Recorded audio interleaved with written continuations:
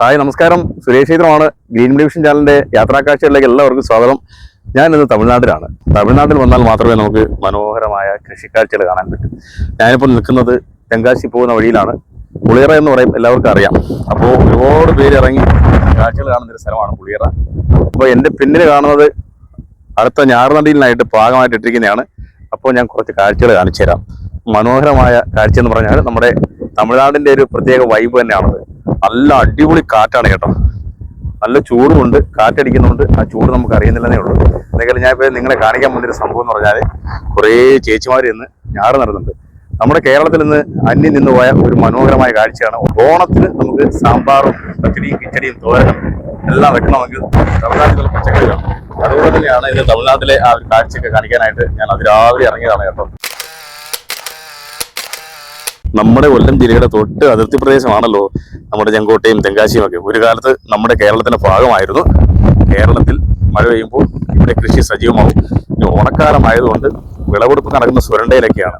അപ്പോൾ അങ്ങോട്ട് പോകാം. അതിനു മുമ്പ് ഈ പുളിയറയിലെ കാഴ്ച നിങ്ങളിന്ന് കാണിക്കാന്ന് വെച്ച് ഇറങ്ങിയതാണ്. ചേച്ചിമാരൊക്കെ ഇന്ന് ഞാറ് നടന്ന കാഴ്ച.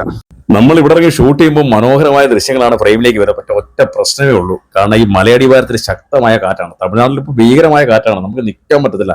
നമ്മളെ തള്ളി അടിച്ചു കൊണ്ടുപോകുന്ന കാറ്റാണ്. അതുകൊണ്ട് മൈക്ക് വെച്ച് കഴിഞ്ഞാൽ നമുക്ക് കാറ്റിന്റെ സൗണ്ട് കൊണ്ട് ഒന്നും കേൾക്കില്ല.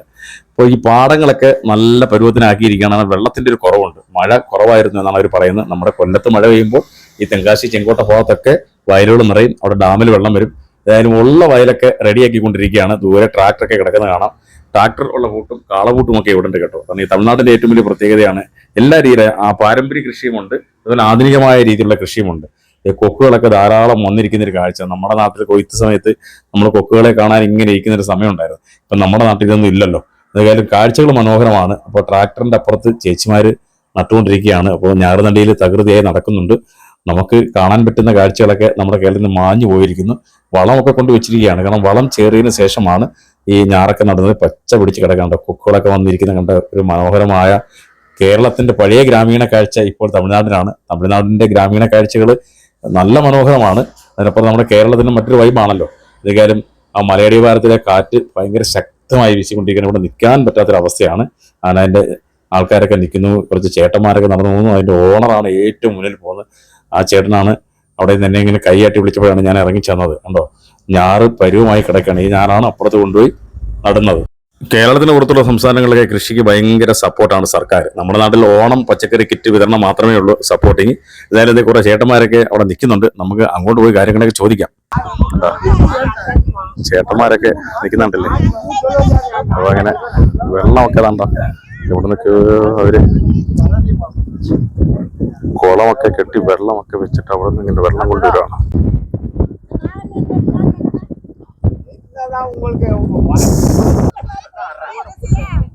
பேரண்ணா பேர் அர்ஜுனன். அர்ஜுனன். நம்ம இடமா? நம்ம இடம் தான். இடமா? எத்தனை ஏக்கர் இருக்கு?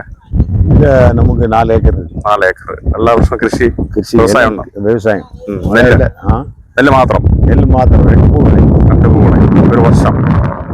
ലാഭമാ നഷ്ടമാ? அதை வச்சு சாப்பிட்டு നഷ്ടവും പറ്റും ലാഭവും വരും இல்லையா? மழையே கிடையாது. தண்ணி எங்கிருந்து வரும்? இது அங்க குளத்துல இருந்து மலையில இருந்து வரும். குளம் குடிச்சிருக்கோம். தண்ணி கிடையாது. மழை குறவாயிருந்தா? மழை குறவுனால நிரப்புக்கு தண்ணி கிடந்தா வந்து அடிச்சுட்டு அவங்க வீட்டுல போவான்.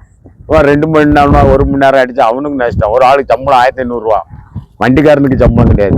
நஷ்டமாയാലും വ്യവസായം ഇങ്ങനെ കണ്ടിട്ടില്ല പോയിക്കൊണ്ടേ ഇരിക്കും. ஏதோ பூமியில விளைஞ்சு வேலை வந்து உருட்டிக்கிட்டு வரோம். இது நம்ம தொழில் வேற தொழில் வழி கிடையாது. படிப்பு ஒன்றும் கிடையாது. அது கண்டிப்பா போய்கொண்டே இருக்கு. ചിലപ്പോൾ ലാഭം കിട്ടും, ചിലപ്പോൾ നഷ്ടമായിരിക്കും. பழைய கஞ்சி மிளகாய் சாப்பிட்டு வந்து முதலாளி ஒரு பச்சை மிளகா வண்டி நம்ம வண்டியா?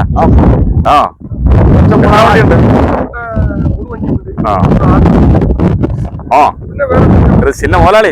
ചേട്ടൻ പറഞ്ഞതുപോലെ തമിഴ്നാട്ടിലെ കൃഷിക്കാരെ കാണുമ്പോൾ നമ്മള് എല്ലാ കൃഷിക്കാരും ധരിക്കണ്ട, അതിനകത്ത് മുതലാളിമാരും ഉണ്ട്. ആ നിൽക്കുന്ന ട്രാക്ടറിന്റെ ഉടമ ഒരു 2-3 വണ്ടിയുടെ ഉടമയാണ് ട്രാക്ടർ ഓടിച്ച കക്ഷി. അപ്പോൾ വളമൊക്കെ തകൃതിയായിട്ട് ഇടുന്ന ഒരു സമയമാണ്. സബ്സിഡിയാ വളം? സബ്സിഡി. ആ, ഈ കൃഷി വകുപ്പിന് പൈസ ഒക്കെ ഉണ്ടോ? സബ്സിഡി ഉണ്ടല്ലേ?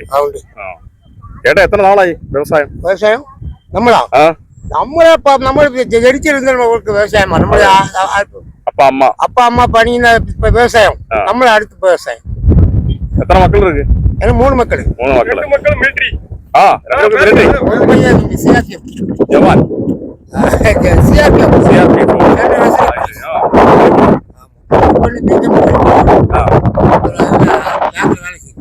എല്ലാരും നല്ല സൂപ്പറാ இருக்கு. കൃഷിക്കാരൻ മക്കള് നമ്മുടെ നാട്ടില് നമ്മള് തടിപ്പടി പോവും, വ്യവസായം കണ്ടുകൊണ്ട് എല്ലാം ഉണ്ട്. എല്ലാം പണി ചെയ്യും. വ്യവസായം നമുക്ക് അന്നം മുടക്കല്ലേ? അന്നം കൊടുക്കല്ലോ, നമുക്ക് சாப்பாடு തരും. സാപ്പാട് തരും. മഴ ഇല്ലാതെ കൊണ്ട് ഭയങ്കര കഷ്ടം. അതുകൊണ്ടാ നോക്കിക്കൊണ്ട് ഇരിക്കും. മഴയില്ലേ. ഭൂമിയെ ചതിക്കില്ല. മഴയുണ്ട്, നിറയെ കാശ് കിട്ടും, നെല്ല് കിട്ടും, നല്ല എല്ലാം കിട്ടും. അപ്പൊ അങ്ങനെ കുട്ടിക്കാലം മുതലുള്ള കർഷകനാണ്. എന്നാ പേരെന്നാ? എന്റെ പേര് സുബ്രഹ്മണ്യൻ. കേരളാവിലും വരും കടിപ്പണി. നമ്മൾ പോയത് ഇങ്ങോട്ട് പാങ്കോട്. പാങ്കോട് അടുത്ത് ഒരു സ്ഥലത്തില് റബ്ബർ കൊള്ളൂർക്കാരുണ്ട്. ശരി. അമീറിന് ഒരാളുടെ അടുത്ത് ഓരോ സീസൺ അനുസരിച്ച് പോകും. അപ്പൊ നമ്മുടെ ലൊക്കേഷനിലെല്ലാം ചായ എല്ലാം കൊണ്ടുവരും അല്ലയോ? ചായ കൊണ്ടുവരുന്ന ചേട്ടനാണല്ലേ? ചേട്ടന്റെ പേരെന്തുവാ? ചേട്ടാ എന്നാ പേര്?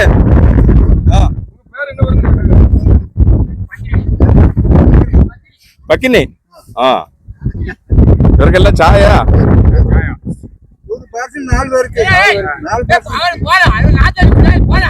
പാട്ടിമാർക്കെല്ലാം ചായ കടി. വയലിലെ കൃഷിക്കാർക്ക് മുതലാളിയുടെ വക ചായയും കടിയും എത്തിയാണ് നമ്മൾ കണ്ടത്.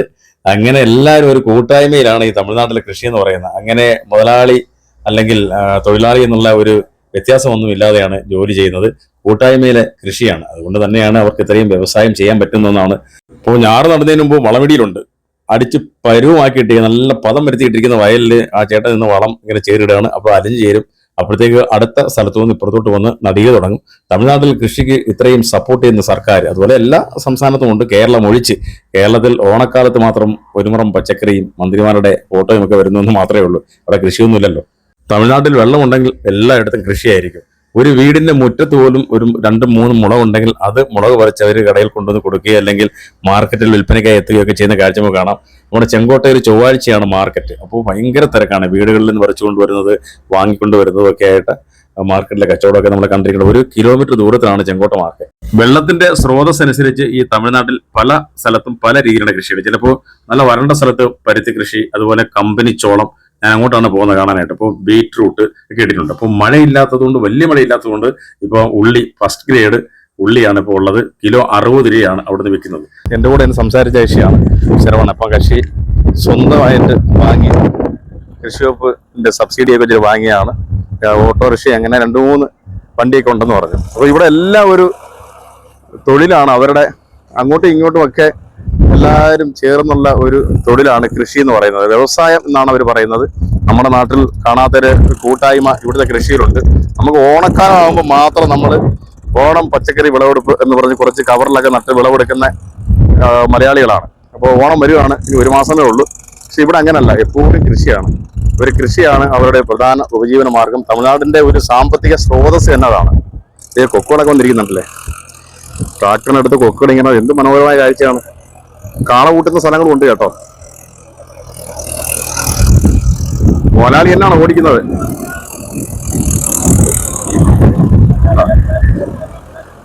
മോലാളി തന്നെയാണ്.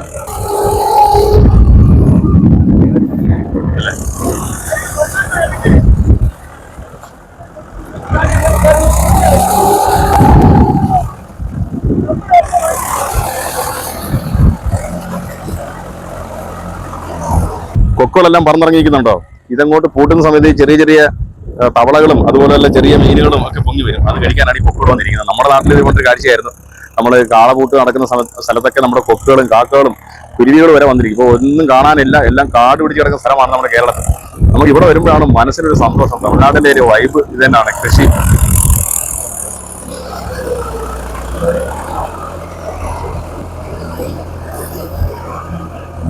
ചേച്ചിമാരൊക്കെ ഉണ്ടല്ലോ, ചേച്ചിമാർക്ക് സൈറ്റിൽ ചായയും വടയാണോ ആലുണ്ടയാണോ എന്തോ ഒരു ചേട്ടൻ പറഞ്ഞു കേട്ടോ. അവിടെ കണ്ടില്ലേ, അവര് ചായയൊക്കെ കുടിക്കാൻ മോലാളി അതില് തമിഴ്നാട്ടിലെ ഒരു കൂട്ടായ്മ ഭയങ്കരമാണ്. കൃഷിയിടത്തിലായാലും ഏത് സ്ഥലത്തായാലും ആഹാരം കഴിക്കുന്നതായാലും നമ്മളോട് ഭയങ്കര സ്നേഹമൊക്കെയാണ്. കുടിച്ചു ചായ കുടിച്ചു ഞാൻ കുടിച്ചു. തമിഴ്നാട്ടിൽ വന്ന ചായ കുടിക്കുന്നു, നല്ല സൂപ്പർ ചായ അല്ലേ. എല്ലാം പുളിയറയുള്ള ചേച്ചിമാരാ അല്ലയോ? നമ്മ എന്താ ഊര് താനാ? പുളിയറ.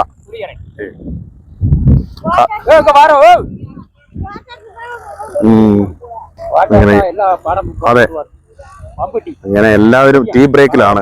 ആലുവടയും ചായയും നല്ല അടിപൊളിയായിട്ട് ഞാറെല്ലാം പറക്കി വെച്ചിരുന്നു. അപ്പോൾ അപ്പുറത്തെല്ലാം നട്ട് തീർന്നു.